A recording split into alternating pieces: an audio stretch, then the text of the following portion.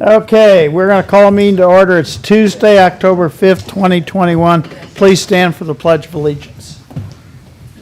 I pledge allegiance to the flag of the United States of America and to the republic for which it stands, one nation, under God, indivisible, with liberty and justice for all. One and up one. Okay.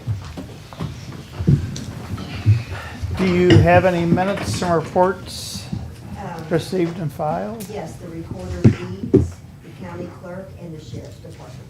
Okay. Fees for September 2021. Commissioner Committee Liaison Reports, upcoming meetings and events. We'll meet with CVB today, talk about some coming up projects. Cole County Hazard Mitigation Planning meeting is tomorrow, 10 to noon. I don't think I'm going to make that though. Cole County Communities Thursday morning. And we've got another ambulance display discussion Thursday morning as well. Cole County Extension meeting Thursday evening. Friday coffee, also Friday morning. Oh, we got that? So, yeah, got the chamber and we've got our other one that we have set up, so. And then St. Stanislaus Fall Supper, Sunday. American Legion's having the grand opening for their remodel Sunday as well. Looks like that's about it. Cole County Communities on Thursday morning, I think. What you said about we have an ambulance demo on Thursday, Yeah, at 8, so we'll... and there's a ribbon cutting. Internet provider is having a ribbon cutting on Wildwood on Thursday. And next Monday is a Heartland Port Authority meeting, and we have another ambulance demo, I think, next Monday. That was just scheduled yesterday afternoon, perhaps. You might not have that yet. Okay. So on Columbus Day, we're having a meeting. That's a federal holiday. Well, we're going to have to change it from Columbus Day, though, so I'm thinking Kaiser Wilhelm Day or something. I've got a community block development grant meeting today at 3, school meeting Thursday afternoon, and then Saturday is Lincoln's homecoming and Capital City High School's homecoming, and then I'll go out to the American Legion as well. So that's all I've got. So we're going to kind of deviate from our agenda because we've got 2 public hearings, and I'm going to open it up for public hearing and court order for adoption of traffic code amendments to enact commercial vehicle weight limit regulations. And I think is that mainly Tanner Bridge. Yeah, there's 2 areas. Tanner Bridge Okay. is one of them. Okay. I know there's residents or citizens from that area here today, and there'll be public comment at the end. So we'll start off. This is the public hearing on traffic safety code amendments, specifically for commercial vehicle regulation. A little history. Tanner Bridge Road has been having issues with tractor trailer trucks using it as a bypass route around Wardsville heading south on Route B. We've also had similar issues with trucks going through Osage City to get to the Jefferson City Correctional Center, kind of a back entrance that's not the right way to get there for what they're doing. And so really 2 issues kind of brought this to the forefront. It ties back to Google Maps and out-of-town drivers not being familiar with the correct routes to take to get to where they're going. Backing up just a little bit, as we got into the process of looking at what we needed to do, the Traffic Safety Code of Cole County is the governing document that dictates how we handle traffic-related issues and signing and whatnot. And to address the issue, we had to actually do amendments to the code. And so I'll go through the process of how we came to where we are now. Tanner Bridge Road, it also includes Tanner Bridge Spur a little bit on the south end there. Is kind of a bypass around Wardsville. A lot of locals use it, and then there's a lot of residents on the road as well.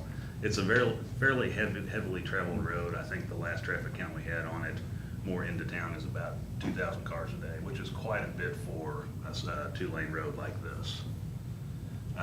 We had a petition submitted by citizens on Tanner Bridge. Several people signed it back a little over a year ago, asking that we consider limiting heavy traffic or heavyweight tractor trailers and whatnot on the road. Like I said, there was quite a few signatures. And so that's Tanner Bridge. Then also Osage City roads, specifically the roads leading as you cross the tracks. My pointer's not working, I apologize for that. But as you cross the tracks, the two arrows show where they're trying to get. There's a back entrance you can see goes to it really goes over to Algoa, but to JCCC, and delivery drivers were trying to take that route to get there. I'm not sure that Google Maps actually does that today, as shown on the printout there. Google Maps actually takes you the proper way, but if you look at Tanner Bridge, it does take you through, if you're heading south on Route B, it does take you through Tanner Bridge Road, which is not the route to go. Truck drivers that aren't familiar, when they get on the road, they realize they made a mistake, but it's too late, and so they're, thank you.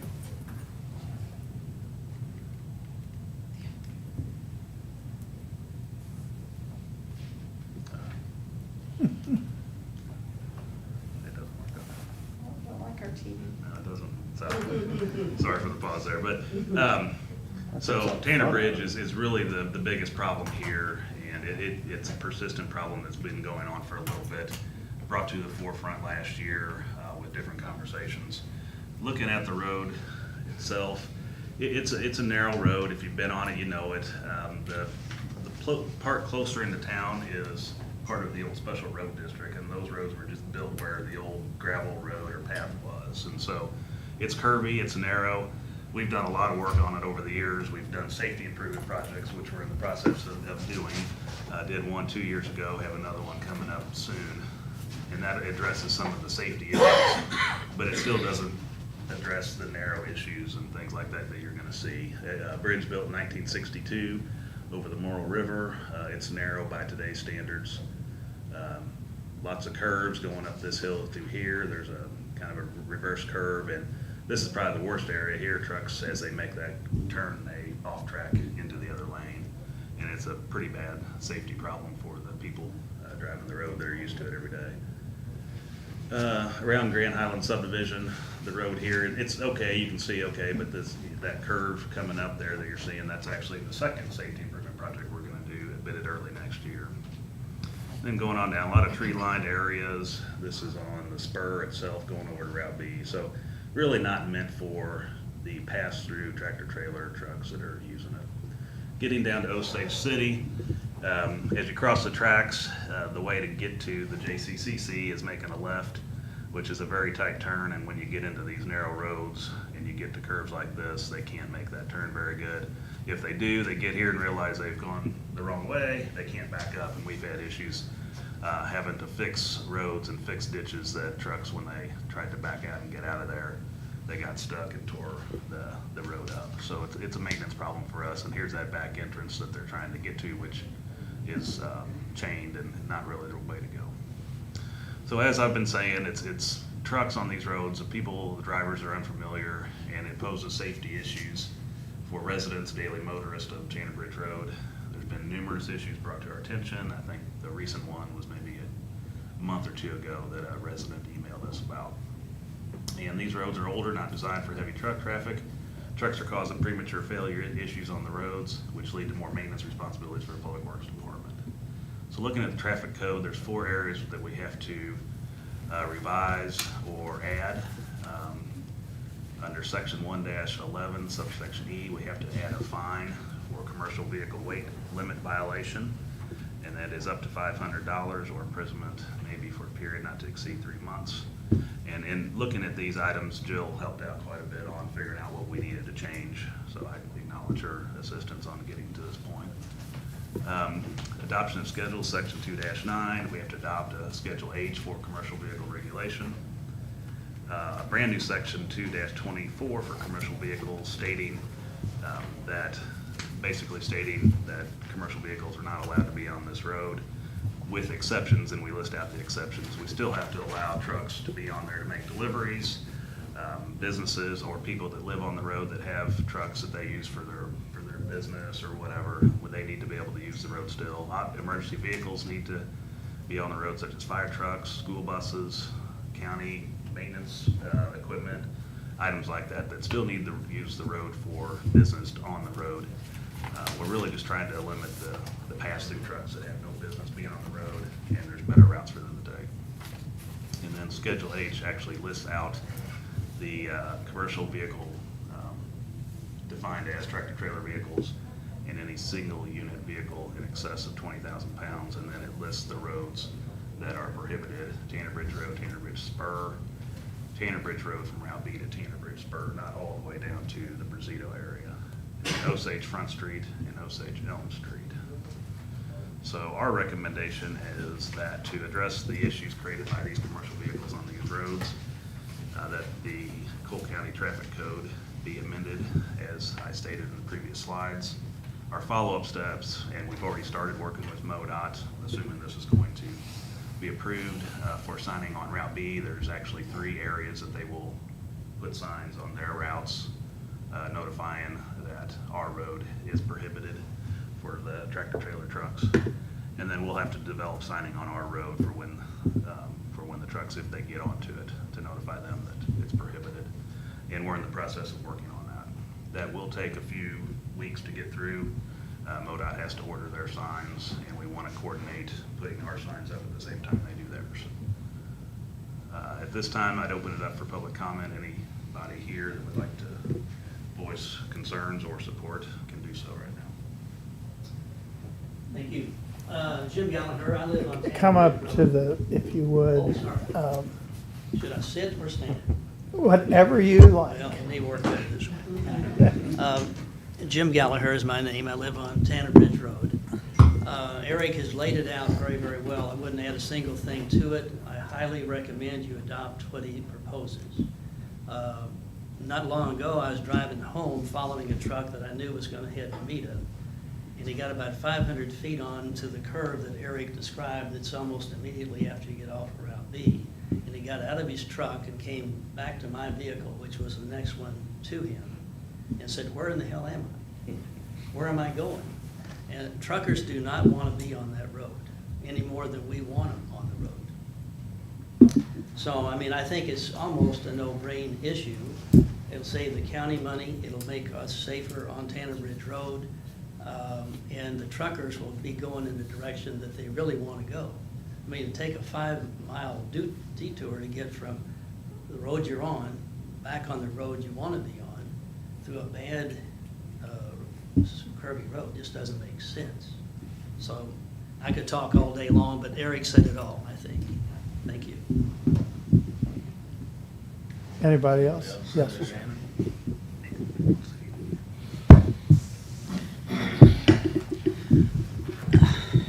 My name is Shannon Block. I live on Tanner Bridge as well. And I just want to thank Eric and Jeff and their cooperation in getting this done. I walked the length of Tanner Bridge Road getting the signatures for the petition. And like Jim said, I could go on all day about personal encounters that people told me about. But it certainly is a safety issue.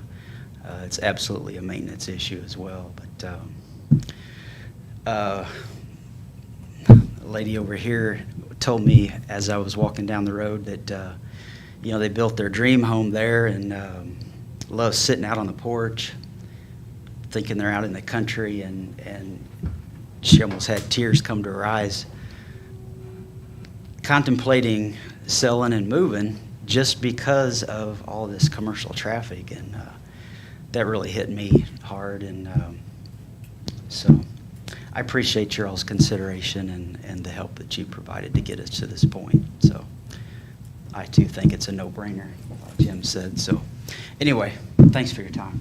Thank you. Okay. So appreciate the comments, and moving on, I will add that when this is enacted, MoDOT's Motor Carrier Services Division, as I understand it, I don't know if there's an app or some sort of registry for roads in the state that have weight limits or narrow restrictions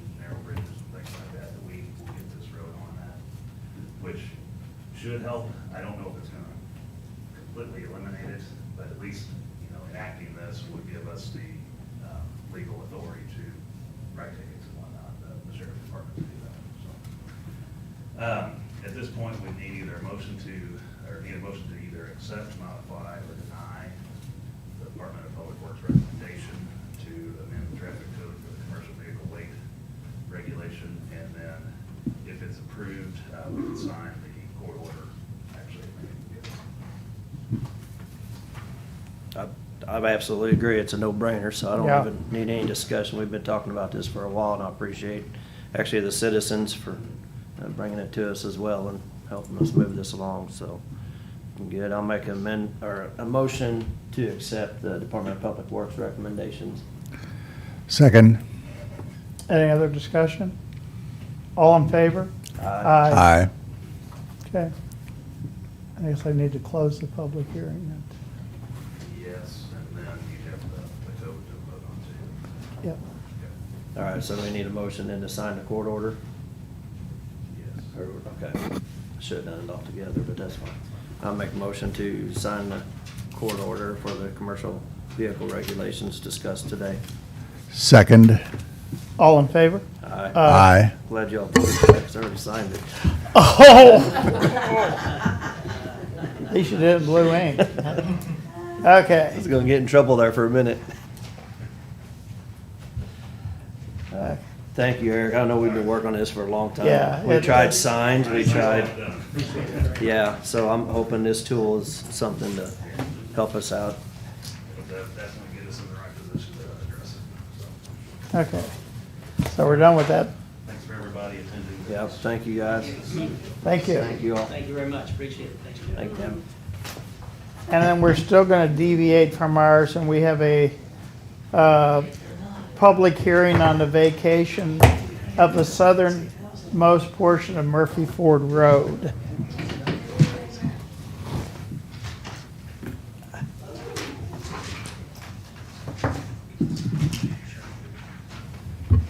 All right, pictures. All right, thank you. Thank you, sir. Thank you, sir.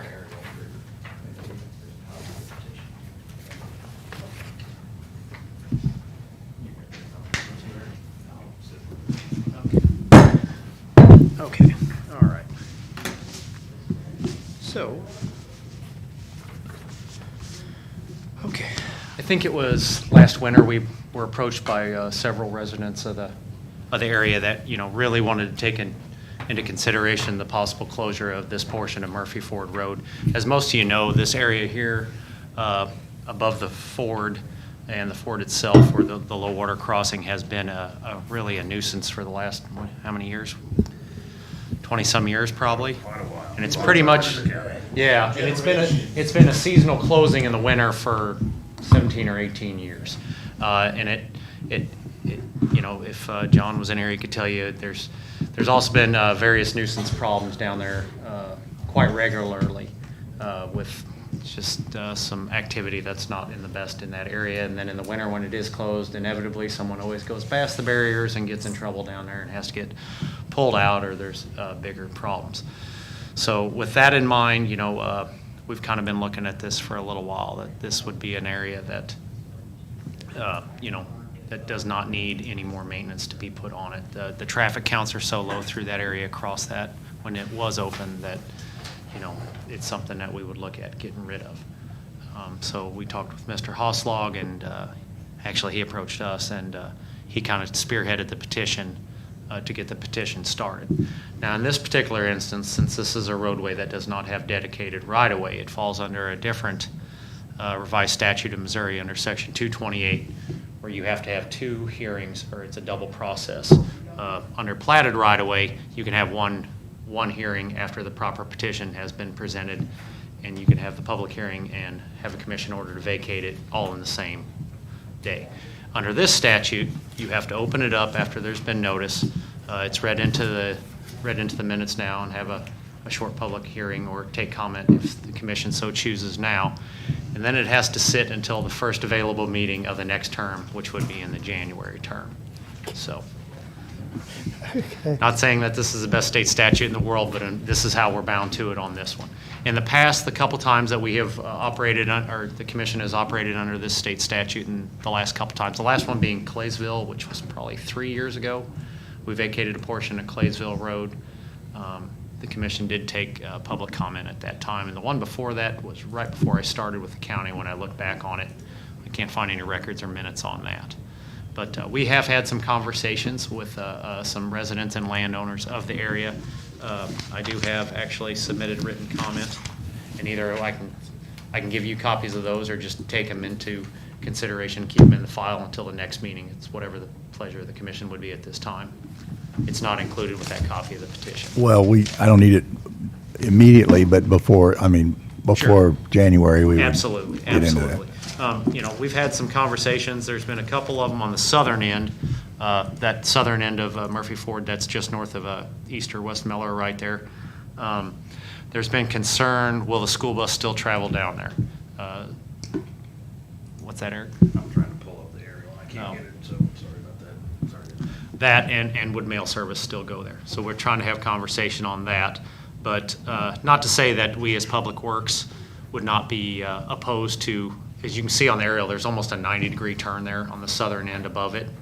We wouldn't be opposed to vacating it from there north to the northern end, what we've got on there as well. And under state statute, the county commission can modify the request based on that. And it wouldn't be anything, based on the legal description that we have, it wouldn't be hard for our surveyor to go in and put a point in there. And actually, he has points down there already. We went and did as many as we could with the GPS. So there would be an easy way to do that as well in the future, but that could be worked out between now and January. Those were the biggest concerns we saw. Another one would be, if we did close the southern portion, would there be easement given for those landowners? And that's something we were gonna start looking into after this initial hearing today, was looking into that to have some easements maybe swapped amongst landowners that are lying on either side of Murphy Ford Road. So that's, go ahead. Little history on that road itself. The hill, if you're familiar with it, it's very dangerous. Yeah. Going back for several years. Generations. Basically runs up along the bluff to get to the top, coming up from the bottom at the river. We would close it as long as I've been at the county every winter. We actually, it was open during the winter up to about maybe 2010. And we had several accidents in 1 year. Yeah. Vehicles trying to go up and down and getting off and almost going over the side. Certain times I do know before that, based on, we had a couple winters there where we got a snow or an ice on it, and then it just would not fall. And we couldn't get it. I know they did close it for a week or two at a time, but not for the whole duration of the winter. Once we started having these issues, we just closed it every winter. Yeah. Okay. And then opened it up, May or so, April of the next year. But then the last time that we did that, during that winter, we had some storms or something happened, and some of the road actually slid down the hill to where it was gonna take a substantial effort to get it back to where it was even drivable. And at that time, we figured, well, if we're gonna put any money into it, we wanna make it safe and have guardrail along it, where somebody can't just run off and end up tumbling down the hill. So at that time, we kind of figured an estimate was upwards of $200,000 to do that work. As Shannon said earlier, there's hardly any traffic on it at the time, and so we just decided we would permanently close that section of road. And there was a little pushback from some residents in the county about wanting to still access the slab for swimming or fishing or whatever. And so we just closed it on the south side of the slab. Basically, you could drive across, turn around, and come back. But the hill remained closed since then. And as Shannon said, we had the request that it be vacated, converted back to the landowners, and so that's why we're here today. And then the low water crossing itself, the way it's put in there does actually contribute to some degradation of surrounding crop ground and some of the adjacent landowners. When you get one of these good, what they call, the 50-year storm, which we get about every 6 months anymore, it can create a real issue there, just the way it's sitting in there. It rolls the water around it and causes some degradation in there on the bank stabilization, and the way it pushes the water out into the bottom also. So, Did you want to speak, sir? Oh, I'd love to. Okay. My name is Greg Steck. I own the land north of the Morro, the crop ground and the farm north of the Morro. I also have a little strip of ground south of the Morro that comes up to the top of the bluff. And then my family owns the ground west of the road, the farm there. And it, like I say, since the road's been closed to the south, I sort of bear the brunt of the traffic coming down from the north side. And there are times when I dare say I could call the sheriff out there every day for trespassing, because they have to cross the slab, go on my property to get down to the gravel bar, and leave their beer cans and their party. And most people during the day, they're swimming and fishing. It's not too bad, but there's tons of trash left. And then there's a lot of, after dark, there's just a lot of things going on that I really don't like to see. There's teenagers drinking. I'm sure there's drug transactions going on, and, you know, a lot of trash being left. And, you know, I really don't want to make myself a nuisance to the sheriff, but, you know, people trespass all the time. And you know, and during the summer, on the weekends, I could have them probably down there 3 or 4 times a day, because the traffic comes down there quite a bit. And then, so, you know, from that aspect, you know, it'd be great to have it closed. It's just sort of there's trash left up and down the road, you know, during the summer, spring, summer, and fall, when people tend to go down there. In the wintertime, it's not that big of an issue, but as soon as the traffic starts back up, it's a real problem for the people that live along the road. Now, everybody that lives 2 or 3 miles away, it's an iconic spot that they would hate to see closed, but the people that gotta live with it just really hate it. So, and as been previously mentioned, you know, I know the Army Corps has had Osage County take out several low water crossings that were put in that probably were not put in up to their specifications. Now, this was redid 40 or 50 years ago, and I'm sure they did not follow the guidelines. Now, I'm not sure exactly what these guidelines are, but basically they sort of made a little bit of a mini dam instead of a low water crossing. They probably obstructed, I'd say at least a third of the cross section of the water flow. Normally it's about 100 foot across and maybe 25 to 30 foot deep. A third of that cross section has been obstructed by that low water crossing. And then it was put in at an angle where the farm I own has lost 2 or 3 acres because of erosion.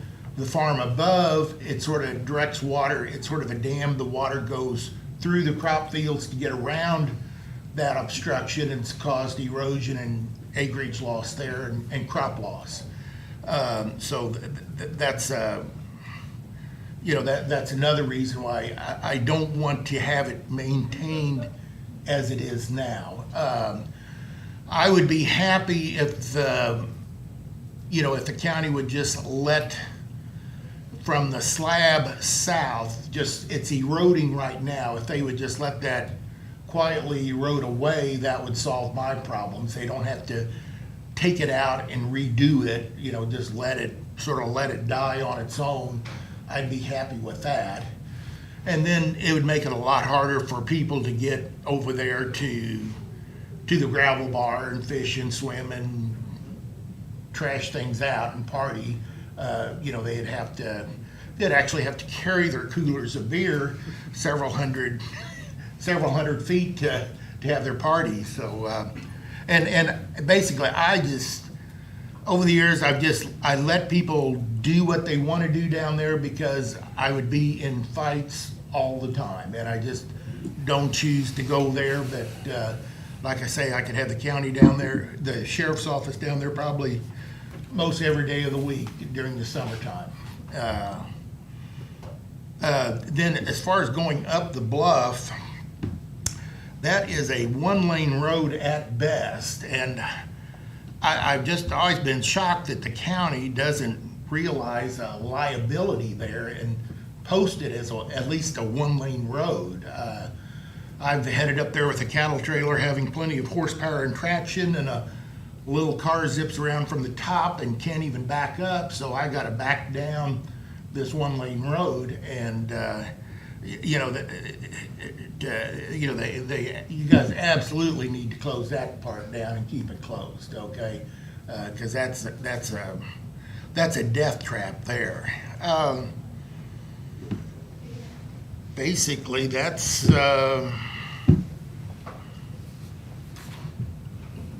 those are my main concerns with it, okay? Okay. Thank you.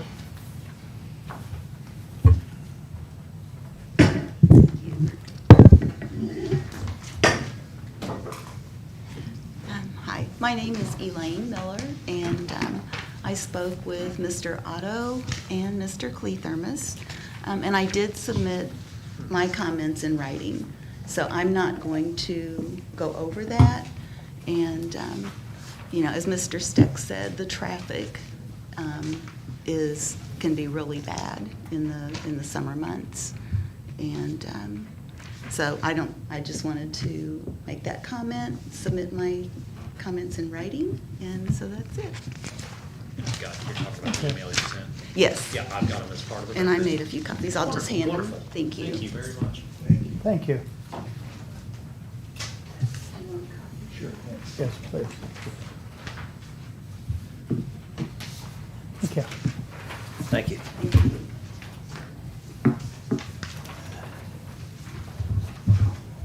So we take no action now, then we There's wait. no till- action now, and basically it is just continued until the first available meeting in the January term. Sounds like something they wrote back in the 1820s. At least, probably. It's, yeah. Okay. Is there any other questions by the commissioners that we could possibly answer today, or? So at the top of the hill, we've got that closed off. It's at about the 90, isn't it? Yeah, you can, the car on top can back out or make a little If, three-point turn. It's not a through road though anymore at all No. whatsoever. So now this is coming down to stopping it. I guess they're just right below, I guess that's right below your driveway or. Yeah, just below my farmhouse and outbuildings, and give people a place to turn around there on the north end. on the north end. Yeah, on the yes. north end. So if, as it's proposed, we would vacate the road from Mr. Stack's property, and he could gate it and do whatever, it would now be his, and then on the other side, go all the way to East Meller. If the county chose to modify that based on, recommendation or, requests of the residents, there is plenty of area there where it makes that 90-degree turn, where we could have turnaround access there to where, school bus, mail, or something could turn around there before it drops off over the hill. There is enough room there now. We kind of took, our surveyor took some measurement there, and that's kind of how they've been doing it with the And barricades if I can there. interject there. Sure. That is what they've done in the past. Yes, yeah, and that's one point we had looked at, you and I had talked about on the phone. So if the commission would choose to do it there at a different point, there is that option there as well. Okay, then reading the email from Ms. Miller, But that's, yeah, hers, yeah. you're wanting to leave the road to end at the top of the hill Yes. for that portion of Murphy's Ford. Yeah, so leave the top, from the top of the hill to East Miller, leave it as it is now. Don't vacate that portion. Okay. And when we come back in January, we can have multiple legal descriptions based on those requests, and then, it's at the discretion of the county commission how to act upon it at that time in January. But in conferring with our surveyor, it'd be very easy to do. We've already got those points, it'd just be changing some of the wording in a couple spots in that legal description. And we are also working with Cole County Abstract to make sure that this will jive good for everybody involved as far as, when it goes back on the tax maps. Okay. So, in looking at the big picture, everything, our biggest concern is the hill. Absolutely. And the slab. There are maintenance issues beyond what's reasonable for us to to need to be concerned about. There's no traffic, and it'd be good to vacate at least that. The portion on the top of the hill, it would be a no outlet road. When we split a road like that, we have to name that something different. So that will have to happen just for our 911 addressing system. Well, it'd be something like Murphy's Road South, probably just get an S on the end of it. Could be, Probably. although I think they tend to not want to do that Not just wanna because it do gets a little that. confusing, so it may be something totally different. So that's something to think about. And maybe we just need to have some further discussions on what your preference is long-term and then on the other side as well, so. If you name a road and use the word Ford in it, and there is no Ford in it, is that false advertising? You think Google would put the trucks through there too? There's Glover's Ford Road and the Ford's gone. So. Is it? Okay. Well, totally unrelated, but I run a veterinary business out of my home, and Google sends people all the way around from the south side. They'll send them down Route U or Route D to West Loman Road, then to Miller Road, and then send them north on Murphy Ford Road, Really?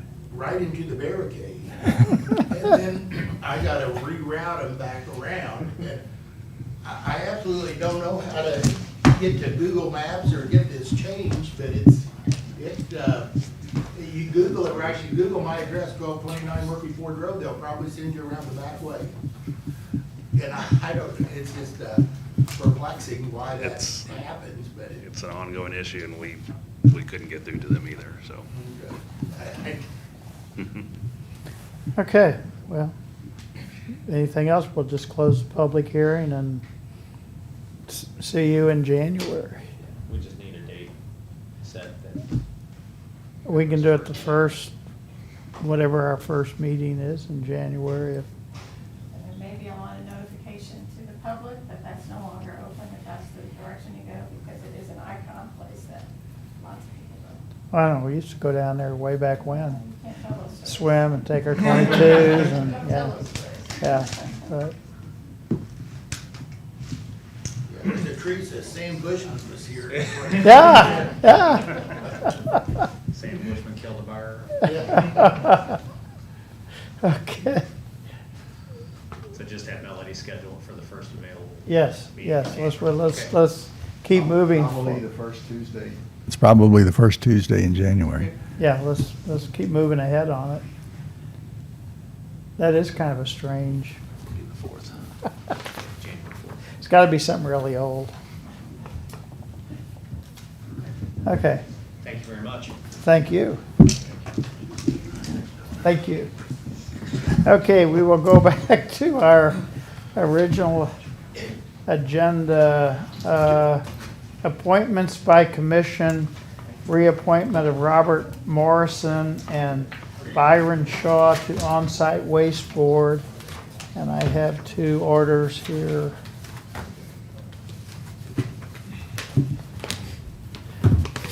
Got 'em? I got 'em. All right, I'll make a motion. We reappoint Mr. Robert Morrison to the on-site wastewater treatment system board of review. And reappoint Mr. Byron Shaw to the same. Second. All in favor? Aye. Aye. Okay. And we have presentations from staff, consultants, and invited guests. Presentation of summary of stormwater issues from June to July 2021 flooding. Okay, as I said, it's been a couple months ago, I told you I'd get with you about the stormwater flooding and whatnot that we had. I believe it was the last weekend of June, and it spilled actually into July a little bit of this year. Several storms, some back to back, some separated by a couple days. So we'll go through what we found and then some ideas on moving forward. A little bit of background about stormwater in the county and what we've done. Going back to 2007, we started working to improve the stormwater conveyance facilities. This included pipes, inlet, junction boxes, creek ditches, curb and gutter, you name it, anything related to getting stormwater through neighborhoods when we have heavy rains to improve those situations. That was what we've been working on. It's back over the door.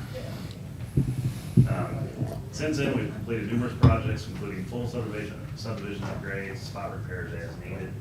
I don't have the exact count, but it's upwards of 300 inlets that we've done, 15,000 feet of pipe. A lot of work we've done since 2007. And in 2017, we had 2 large storms. We learned of several problem areas. Most of these areas have been addressed, but we still have a little bit more to do from that. Storms that occurred in June and July of this year highlighted these areas. We still need to work on them and open up some new areas of concern. The general areas that we see when we deal with stormwater issues is the pipe condition. That can lead to some problems. Storm system capacity. A lot of these older subdivisions weren't designed with the same standards that we use today, and so in a situation where there's maybe 2 inlets, we would normally put 5 or 6 or 8, depending on the situation. So there's a lot more that goes into properly designing a street and a subdivision for stormwater runoff and conveying stormwater through the neighborhood into the streams where it's going. And then we deal with, and we've talked about it, flooding that's due to excessive stormwater runoff from prior developments going back many, many years when we didn't really think about this as a problem. The main flooding areas, Apache Flats, the Ravenwood subdivision, Westview Dyke subdivision, and Natchez Traces State subdivision. Those are the main ones that we're seeing the issues today. Looking at spot locations where we did find some problems, Bagnell Drive, there was a house flooded right here due to just too much water coming down. It's more of just a capacity issue, and coupled with the fact that the house is really probably built too low. And so we see those issues too. Homes built years ago, and now problems are occurring that hadn't been there prior. Westview Heights again, on South Brooks Drive, a little further south and to the west of the one I just showed you at Bagnell. That grade and area is the floodplain, the 100-year floodplain, so I have that marked on the maps. And this location here, the pipe was some debris blocked it. Don't know if it actually got into this house here, but it was pretty close right there on the corner. So, and we do have a project to address this area that we're working on. It's currently in design right now, and I'll talk about that a little bit later. Northport Drive, this was a pipe condition issue, nearly flooded the house on the corner, and we do have a project we're going to look at fixing this going into next year. Lakewood Drive, this is one area. Actually, the whole subdivision needs upgrades, and we're working on that going into 2 to 3 years from now. And this specific location is one that definitely needs to be replaced. Randall Drive, Joseph Drive, and Vicky Drive, we hadn't really had any problems here, but we got several calls, specifically Vicky. There's just a weird way it's designed and built. So we're looking at a project to replace all this through here, more or less taking, improving the system all the way through and getting it through the whole neighborhood. Here's probably the more concerning one, Apache Flats at Ravenwood Drive subdivision. This it shows the floodplain as well as the floodway. And the floodway is where the water is rushing down through when we get the heavy storms. So the floodplain is water that backs up as a result of the heavy rain. So the two are a little bit different, connected, but the bigger concern is structures that are in the floodway. And so I believe there was a water rescue out there late June with this storm. Natchez Traces State subdivision, newer homes actually that are built close to the floodplain that have had flooding issues in their basements. And then some here at La Charette and Bull Rock, we believe it's water's actually jumping the creek and getting into the homes. Probably the homes were built too low in that situation, just didn't think about it, or didn't appear as a problem. And as things develop and grow, problems start to surface. We did have a few pipe failures on various roads. These were actually turned into SEMA. They were looking at doing a disaster declaration. I hadn't heard that actually did happen. I think it went by the way, so I don't think we had enough expenses incurred for that. But but we did submit this to SEMA, Old East Longman Road, Galena Road, and Old Stage Road. We did have some pipe failures.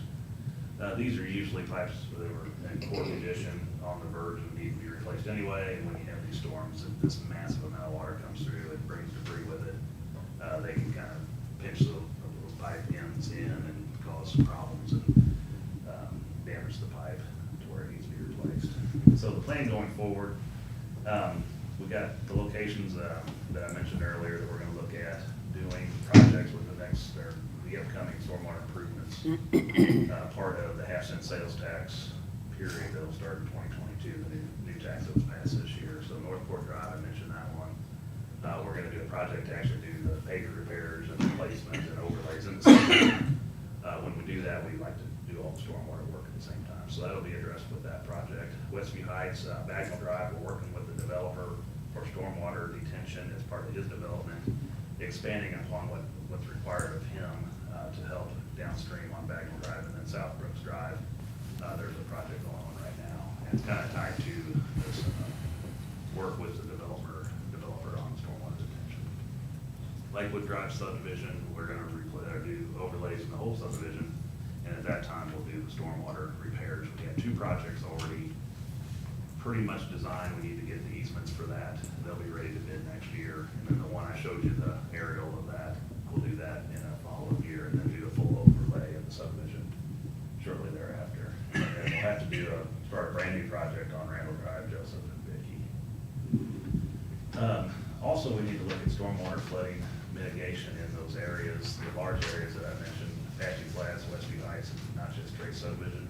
This is going to require an engineering analysis of the watershed to determine stormwater detention areas, and then follow-up would include design and construction. And so what detention does, it captures stormwater and releases it over an extended period of time, thus mitigating the flood potential. You can have dry detention basins or wet detention basins. The dry fills it with water, lets it out slowly, and it goes dry again. It doesn't hold water. Wet detention would be more or less a lake that has a dam that's higher up and an outlet structure that it'll let it fill up to a certain elevation, and it'll go back down to the normal elevation as the water goes out. Those can work well because they provide recreation or whatever, and then serve as detention also.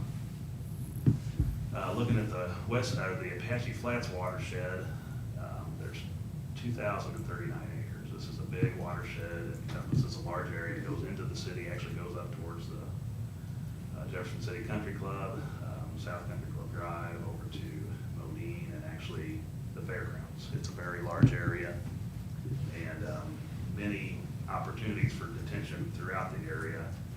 And we do own 2 properties in the watershed in which we could build basins, but we'll also have to consider acquisition of easements on private properties to do additional areas. These are the 2 locations. They're all old lagoons as part of the Grays Creek Sewer District, and lagoons are in low-lying areas and would serve well for detention basin if we decide to do that, and if they can be determined to be effective in slowing the water down. But when you compare those to the whole watershed, relatively minor in area. So we do have to look beyond those. Those aren't going to be all the cases. We're going to have to look beyond. Hey, Eric, specifically with that watershed and those 2, MoDOT owns a fairly large chunk just downstream from the, if you go back one, maybe, that was it, right? That one, right in the center there, downstream from the larger potential that's owned by the county. Maybe that's too high, I don't know. Yeah, right. That's MoDOT, isn't it? Yeah, and actually, if you look, there's a big square right there. That's all pavement. That's the CDO. Yes, right. Yeah, you can see that from Highway 50 as you go west. And I don't believe there's any detention off of that. So,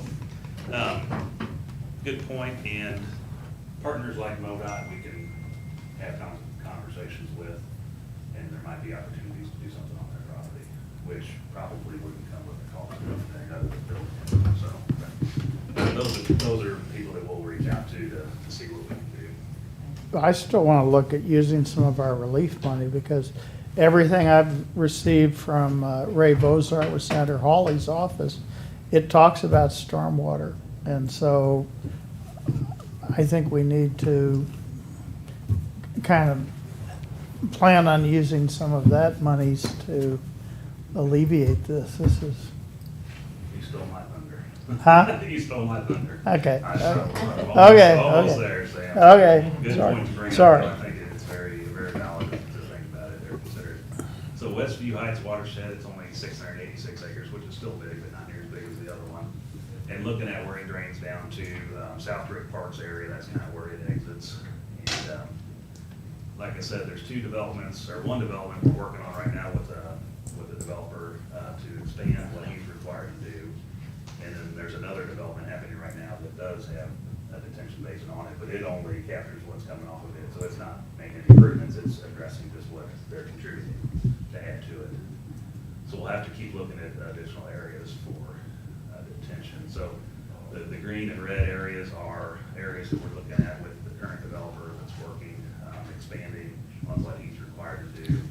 That specific developer does have a lake up at the north end of that, in which he's done a wet basin as part of what he's doing. And then development on the lower south east side is the new development happening right now that is required to do detention, but it doesn't make any improvements, it just corrects what they're adding. And then the Natchez Trace Estates Watershed, 540 acres, dumps out kind of down below Bender is where it exits. And the bigger issues, of course, are at the lower end of the watershed. There is a lake, Woodward Lake, that I don't know if we can do detention on it. We'll have to just see if that's even feasible. And those are items that we would get into with a study. We haven't really looked at any real serious areas on this one yet, but I'm sure there's some that will be available. Bender Park is a large park that has a lot of space that could be added.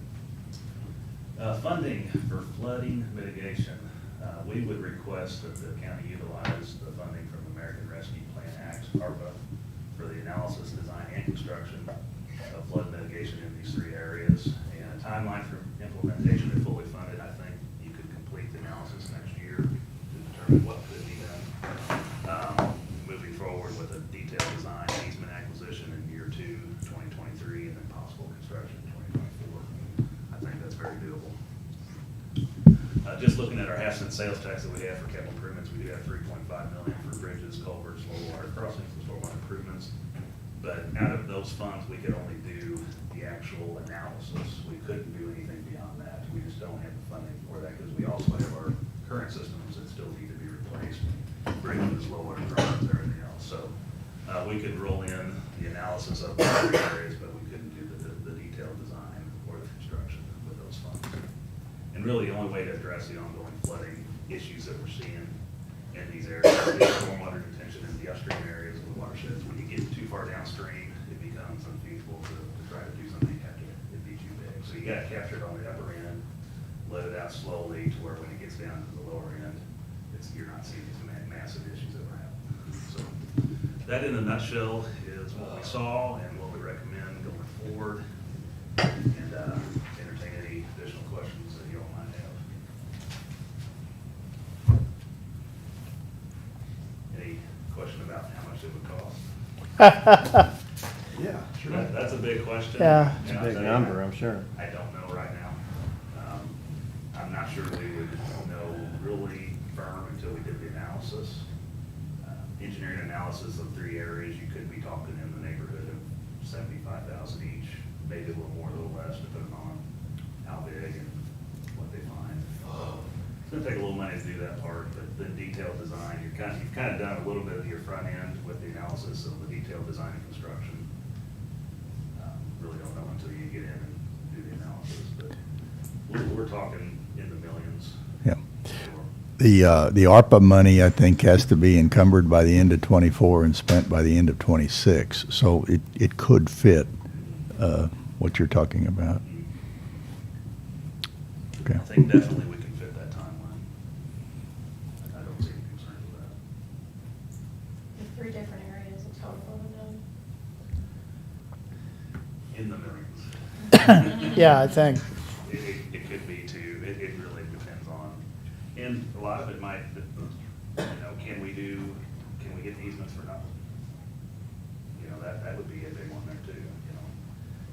I have a 5-acre lot and county wants to come and put an acre detention basin in my backyard, I may not want that. But if they offer to buy it, maybe. So if you get into a situation where you gotta buy these easements, we're talking more money. I think we found a few where we might be able to get the easement for nothing. We build it. Maintenance is another concern. How are we gonna maintain them? Is that gonna be on us? Probably, unless we work out some arrangement with the property owner. If it becomes a wet detention where they have a lake and we clean it up, fix it up for them, and then they take care of it after that. So there's different ways to address it. I think everything's on the table right now. But going forward, I definitely would recommend we take ARPA funds to pay Yes. for this. I think it'd be a good use of those funds, and you're affecting a lot of people downstream as part of this. And not to mention, long-term maintenance for us too. Yeah, no, I agree. And cost, the less water going through there, if you got to replace the system, you won't have to build as big of a system to replace it. So, long-term, it's a good benefit for us as well.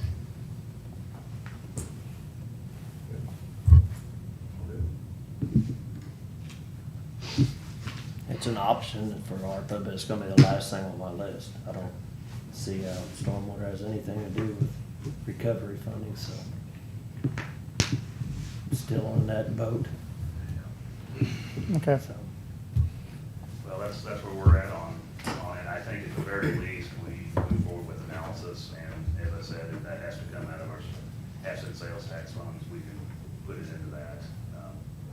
It's up to you all to decide where you want to go with the money. I mean, either way, it's gonna have to be addressed. And Yes, We've yeah. been doing little by little, and it just may have to be done that way for the future. There's nothing in there that we've done to make these, and it seems like we're having, like you said, well, go 100-year flood every other month or 6 months, so.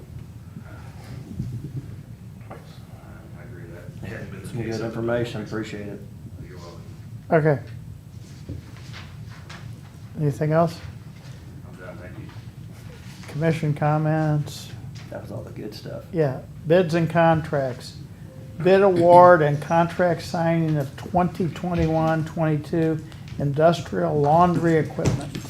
We bid out industrial laundry equipment for the sheriff's department. There was only one vendor who submitted an RFP, and that was RJ Cool.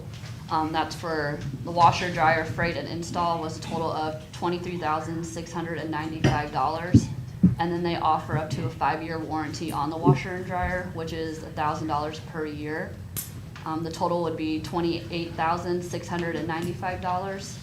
The sheriff's department was okay with the purchase and the warranty. And then if you guys are okay with it, I need it awarded, and then I have a quote to sign as well. Full warranty, parts, service. Mhm. Who services those?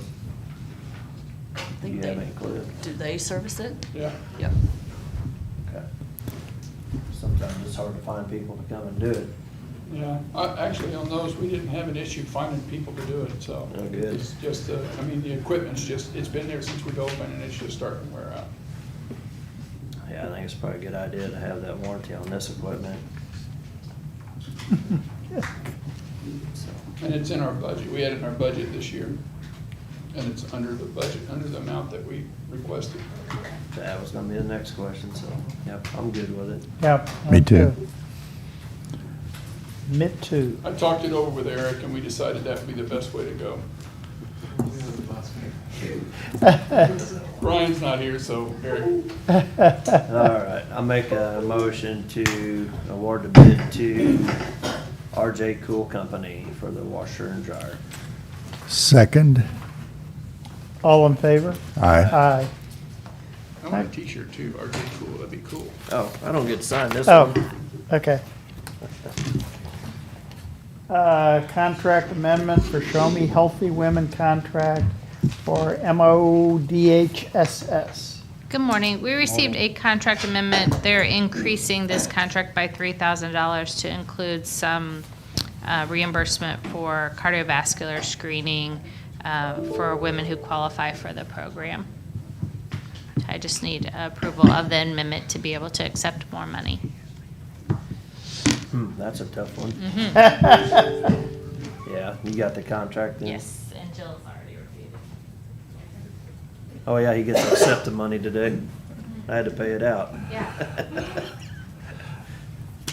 A motion to amend the program services contract for the benefit of the county to accept another $3,000 from MODHSS. Second. All in favor? Aye. Aye.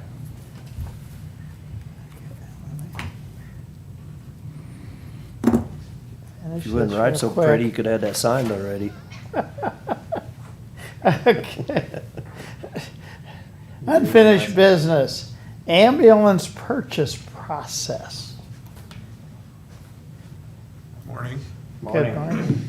Commissioner Otto asked me to just give a little brief update and summarize where we're at with our ambulance, looking at purchasing some ambulances in the near future. So as we've kind of discussed, we're looking and kind of redoing, looking at the different types of ambulances and what we want to do moving forward. So in order to start the process, we needed to actually come up with our specs. So in looking at the different types of ambulances, we've reached out to the 3 dealers in our area. We met with ARV yesterday. We meet with Pinnacle. They're the group that represents 3 different brands. They're just over the border in Arkansas. And then we've also been invited down to Osage Industries to view their production facility as well. So we have Pinnacle scheduled for Thursday, and then we just need to figure out a time where we can go down as a group to Osage Industries and view their process as well. What I have asked is for the 3 companies, after they've met with us, to build specs for the type of ambulance that we're looking at. That will then come in-house. We'll review them with our truck committee, produce a final spec, and then we'll go through the RFP process as we move forward. So does anybody have any questions or anything along those lines? Yesterday was educational for step 1, and we continue to learn about the needs as much as for the people and for the people that work for us, and then for the people we serve. Yeah, one of the things that we're learning is that as we're growing and moving forward as an organization, that we're being asked to do different things, whether it's the interfacility hospital transfers, the critical care stuff, which also changes the needs of our equipment and our apparatus. So it's kind of the reason why we're looking at going a different direction. We may end up with the same product, but we're doing our due diligence to make sure that we have not only what's best for our staff, but what's best for our patients as well. So.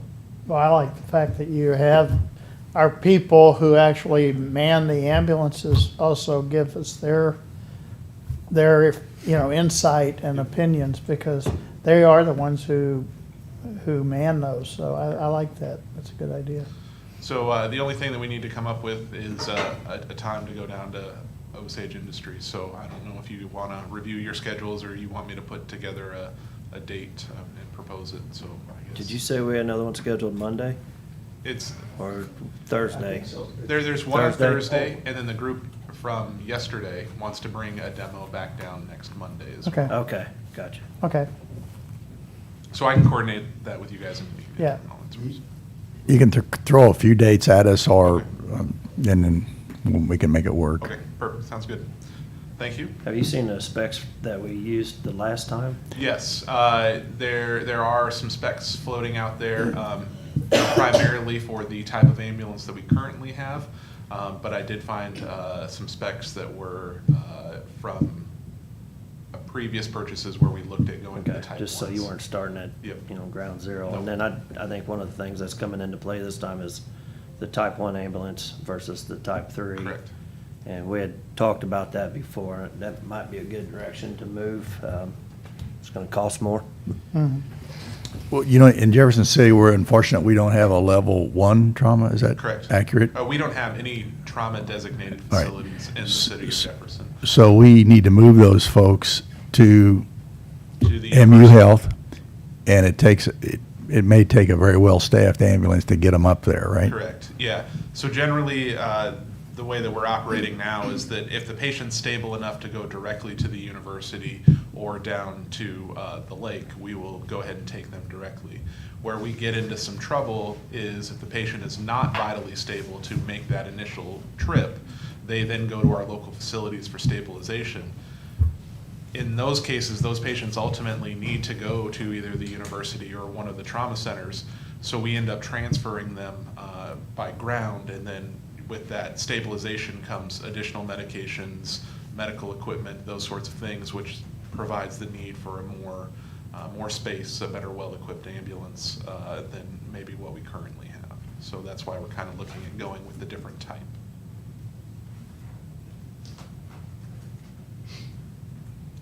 There's also some advantages that come with the different type. We talked about the type 1s have four-wheel drive capability, so you know, they would be better in adverse weather. There's probably some safety benefits as well, but we'll continue to work through that as we visit with demos and things like that. But we have made contact with all the local dealers in the region, and they represent all the different manufacturers of ambulances. So as long as we are partnering with those dealerships, we are seeing the full spread of, in my opinion, what is a viable option for us. Okay, thank you. Thanks, Eric. Okay, anything else? New business, accounts payable review. I'd ask for approval of accounts payable pending review. Motion to approve accounts payable pending review. Second. All in favor? Aye. Aye. Okay, second and final reading of budget adjustment number 18. This is for $18,034. This was for an accident at Public Works, so to put back in the insurance. So I do need approval today. Good. All right, make a motion to sign court order. Which number was this? Budget adjustment number 18. 18. For $19,034. Was it 19,034 or 18? Second. All in favor? Aye. Aye.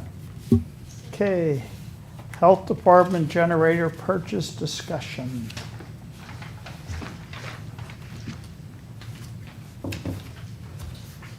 Copy of the bids from Cummins and Meyer Electric for install. Thanks, sir. So this is relevant to that crisis coag contract that we received from DHSS that was kind of delayed in us receiving, and it has to be spent by March. When Chris talked to, I think, Meyer Electric originally, they said that it was gonna be like, I don't know, $119,382 for the generator. Well, now when we actually got some of the bids back, looks like the generator's just gonna be about $20,000. And the installation's gonna be about 19. It's on your packet. So, Chris has been working on this because I think our issue is gonna be timing. So we received approval from CDC and Missouri Department of Health and Senior Services for the purchase of the generator and the installation. However, the lead time for the generator is 32 weeks.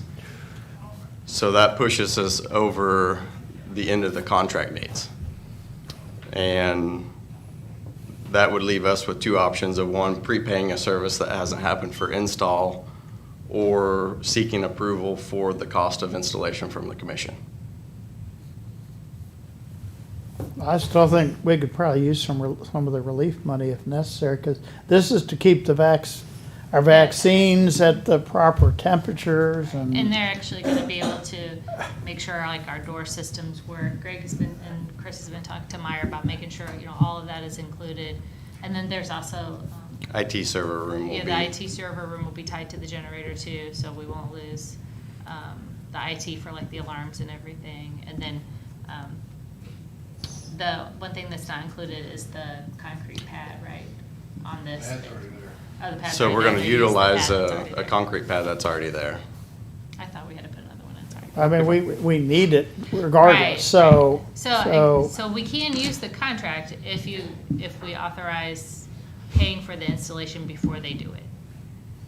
Because the money is in the contract. It's just how we want to work it. And Jessica also helped to make sure that we can buy from Cummins without putting it out to bid, right? It's on state It's on contract. Sourcewell contract. And then Meyer Electric, we piggyback with Boone County. And Cummins is already on our, we already have a contract with them for our other generator, so it's. For maintenance. So what was that, 32 weeks? The generator itself or the install? The generator. Generator. So the generator's at 32 weeks, and then how long would Meyer have to get it installed once it gets here? Just talking with Gary and Fred, once it gets here, it'll probably be a week. I mean, I'm sure they need to have it land here and be able to schedule stuff. I just don't want to have the money if we pay them ahead of time. I just want to have something in there that's covering our backsides to make sure the work gets done in a reasonable amount of time. And, I mean, we'll work with them. I know how it is right now. Everybody's busy, but, I'd say that Myers got a week to week and a half. well, we've worked with We them don't before, know. so. Yeah, I think they're, I mean, we they're don't know what local. it'll I be don't like think in they 30 would. weeks.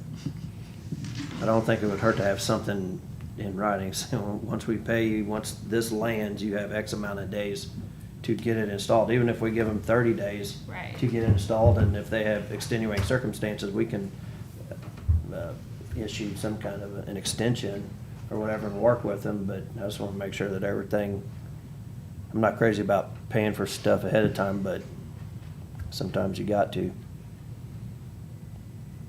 Yeah, and Chris also inquired about, getting an extension from DHSS, and they said that wasn't possible. The money has to be spent by the end of March. Mm-hmm. Okay. So we could wait till the end, we could wait till March to pay them, but it needs to be spent by the end of March, and then I have to invoice DHSS by the 15th of April to get reimbursed, because it's all reimbursed expenses. But I guess we'd have to probably pay for the generator now when we order it. Let me call Cummins after we get out of here. If you want to go ahead and approve this, let me call Cummins and see if we can expedite that generator anyway. I just talked to Chris yesterday and I never had a chance to call back. Push on a little bit. I think these times trying to get anything, that's what, meeting with the ambulance people yesterday, and it's gonna be about a year, I think, after you order And it. you don't know what happens. What if they say in, 28 weeks that, oh, well, sorry, we Yeah. just can't do it at all, and then we've got to be able to get our money back from both of them. I mean, I Yeah. understand paying for the generator up front, but then paying for the install, that one's kind of questionable. But for this contract to work out, I mean, we're getting the money to do it. So I just want to have something in there to cover us up. And if you talk to Cummins, let us know, Greg. I think we need So- to proceed either, but however we want We to really do don't have it. anything to vote on, do we, or just give you the okay, or do we I need think to we vote just- to purchase the Cummins today? Get that going? I would vote on that. Yeah, let's have a vote on the generator. And then we can, maybe if Greg can push them along, we can do something else with the installation. And we can always bring that back, because like I said, we have until the end of March, but we just want to keep it moving.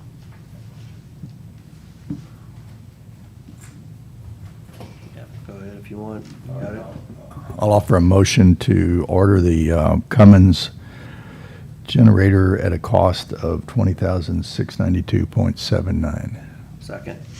All in favor? Aye. Aye. Thank you. Thank you, guys. Thank you. We're down. Anything else before we go into closed session? Do you want me to give a little update? I went to the. Yes, please. I gave an update at the city council meeting virtually, and we had a press briefing last week, but our cases and our hospitalizations are still trending down in the county. I know the SSM has even accepted some, or previously, a few weeks ago, accepted some patients from out of state. So their census from local areas is doing really well. Our big question of the week has been about booster shots, so the third dose. So it kind of goes back to the categories we had at the beginning. If you're over 65 or have an underlying health condition or work in like a high-risk exposure like frontline healthcare workers, you can receive a booster. We have the information on our website about where you can get one. It's only for Pfizer, and it's if you've had your 2 doses and it's been at least 6 months.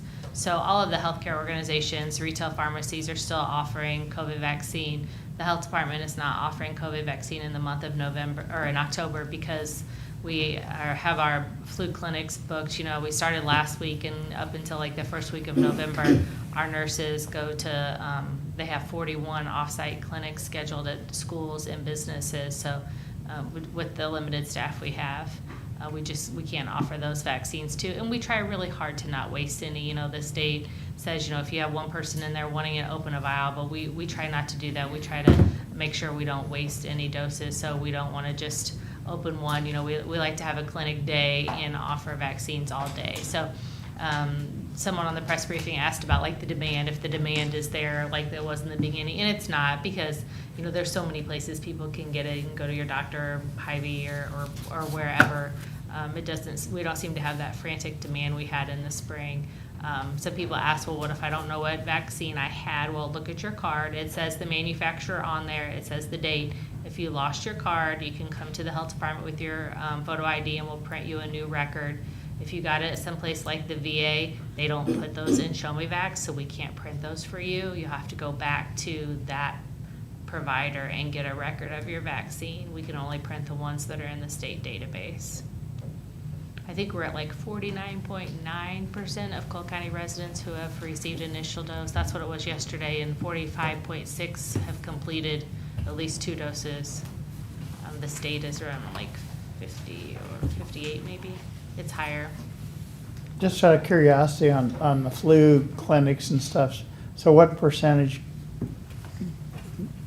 get the flu shot? Usually it's 30 to 40%. Okay. Oh, and we did have people ask about getting their like 3rd dose or 2nd dose of COVID vaccine at the same time as you get your flu shot. And some doctors say no, most doctors and DHSS say yes. My doctor says no. Right, there seems to be. The flu percent, the vaccination or flu shot, Typically it's 30 to 40%. but is that of the certain age population, of the entire population? Yeah, Well, then that's very high, isn't it? Because folks under X don't usually get flu shots? Well, I mean, we go into all the schools, I think. For flu shots for the kids? That's what we're doing. We go into all of them. Okay. Or a lot of them. We don't go to every single school, but we go to a lot. I think that's all. Do you have any questions?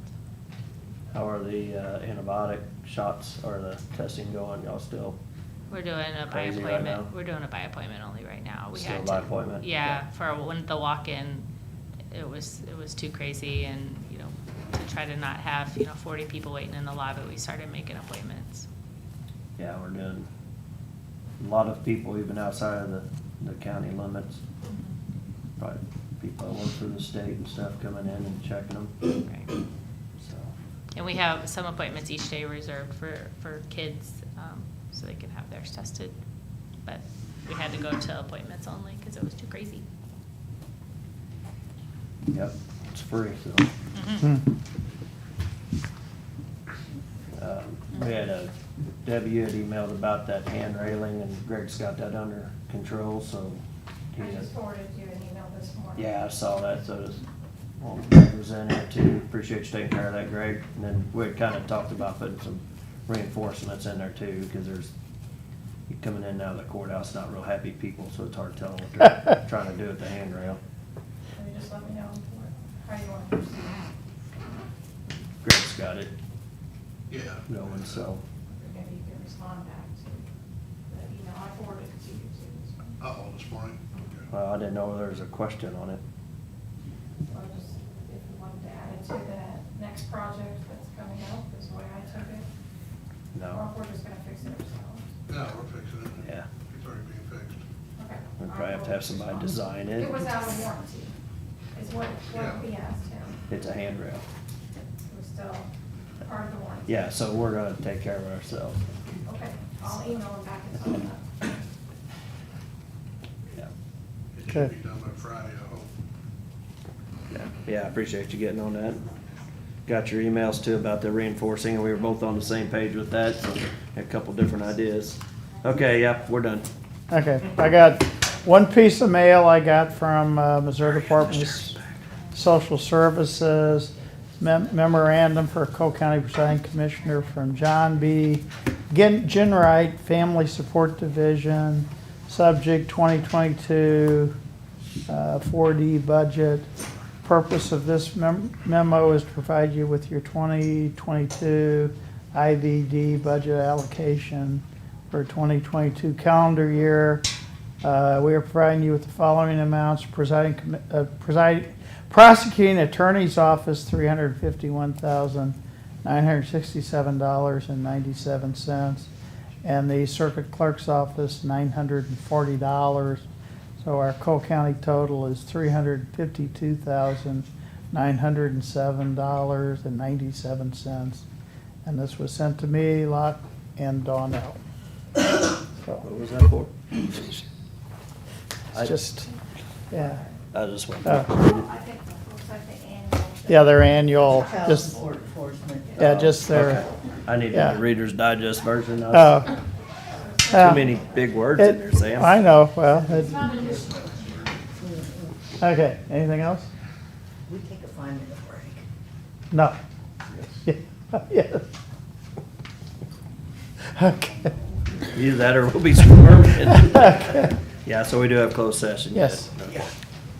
I'll offer a motion to go into closed session pursuant to 610.021 under responses to bids and negotiated contracts, section 62.021, paren 12, close paren. Second. Roll call. Sam? Yes. Jeff? Yes. Harry? Yes. Thank you. That's what. You got a look in your face. What? Yeah, Good to talk to you. Yeah. Oh. 5, tomorrow 6.